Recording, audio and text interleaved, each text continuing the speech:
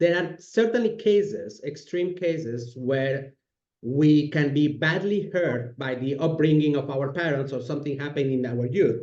But what you're saying is that if you don't do anything to correct that now, it's not going to go over. You're going to carry that weight, despite that it was awful, whatever happened with the parents, that you're going to carry that weight until the end. And it's not going to get better unless you do an action when you know that you have spotted that you have some wounds that needs to be healed right now.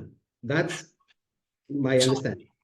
Absolutely. And in the book, I talk about reframing, which many people have thought, how you frame, how you look at a problem. And here's a reframe that somebody said to me and really changed my life. All problems, with every problem, there's an opportunity. There's always an opportunity in a problem. I'm not saying all problems are good. I'm saying there's always an opportunity in a problem. So let me give you an example. I am a cancer survivor. So I went through cancer and I'm completely fine now. Am I thankful that I went through cancer? Absolutely not. Is it a horrible experience? Absolutely. Do people have it way worse than I ever had? Absolutely too. But so I'm not thankful that I went through the cancer experience. However, it was an opportunity.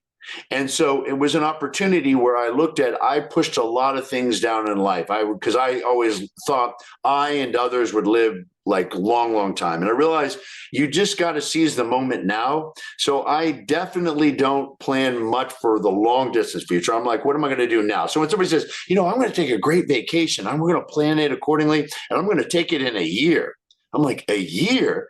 It's not guaranteed. What's it going to take for you to do something now, or at least in the near future, right? And so I'm saying this because with cancer, I'm not glad it happened. But given that was a problem, there was an opportunity in there. So when we have bad things happen, which clearly we do, and I don't believe in, the sugarcoating things. Some things are really bad. The question is, what are we going to take from that? What's the opportunity? And you see that people go through things in life and they still blame things in the past and they don't move forward. They're not forgiving. They're not moving forward. It's like a client of mine said, at a certain point in my life, I felt like, I'm trying to run a marathon and people hold me down at the ankles. And they hold me down at the ankles. But the bottom line is I'm letting them hold me down at the ankles. I'm creating that situation. So how do I free myself and move forward? So learn from the past, look for the opportunity, do what it takes to move forward so you have a great life. I totally feel you, Steven. Getting back to the book. So, you look at the title, Unconditional Power, and then you think, power, what the hell? So does it mean that it's about influencing, manipulation, how to be a great politician? So, and I wanted to clarify, because when you dig in the book, that is not that. It's not what I imagined. So in your own words, what is the meaning of power? And let's jump already to the next question. How is it connected to our own mood? Great question. So thank you. And so, because I want to give an opportunity to make this really clear. This isn't power over somebody. It's about internal power. Think of it like our confidence, our engine, our fuel. What's it going to be? So it's generating our power that we all have, or we all can be and are powerful if we recognize that. So it's our internal power, but it's not over someone. It's just being powerful, being confident. And so what I've come to realize is there are three types of overarching moods. And I use the word power because I think of it as that way. And so let me explain what I mean by that. One mood is a powerless mood. And that's where we feel powerless over the situation. We feel like we have no control. We feel like, what am I going to do about it? We often might say, I'm only one person here. What can I do? It's how a lot of people suffered during COVID and other aspects of our life.